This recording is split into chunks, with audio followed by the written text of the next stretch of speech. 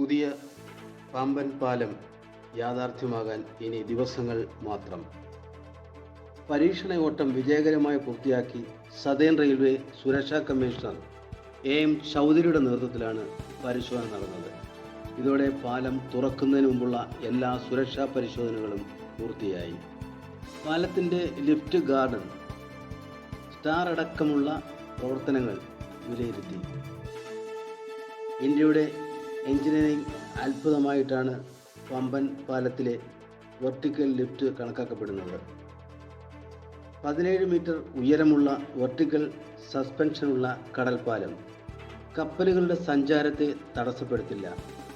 ഇന്ത്യയിൽ ആദ്യമായാണ് ഇത്തരമൊരു രൂപകൽപ്പന.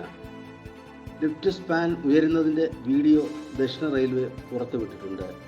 പുതുതായി സ്ഥാപിച്ച ബ്രോഡ് ഗേജ് ലൈനിലും അതിവേഗ ട്രെയിൻ റൺ നടത്തി. പാലത്തിൽ 80 കിലോമീറ്റർ വേഗത കൈവരിച്ചതായി അധികാരികൾ പറഞ്ഞു. പഴയ പാലത്തേക്കാൾ 3 മീറ്റർ ഉയരത്തിലാണ് പുതിയ പാലത്തിൻ്റെ നിർമ്മാണം. 2.5 കിലോമീറ്ററാണ് പാലത്തിൻ്റെ ദൈർഘ്യം. 18.3 മീറ്റർ നീളമുള്ള 200 സ്പാനുകളാണ് പാലത്തിലുള്ളത്. റെയിൽവേ എഞ്ചിനീയറിംഗ് വിഭാഗം 535 കോടി രൂപ ചെലവിലാണ് പുതിയ പാമ്പൻ പാലം നിർമ്മിച്ചത്.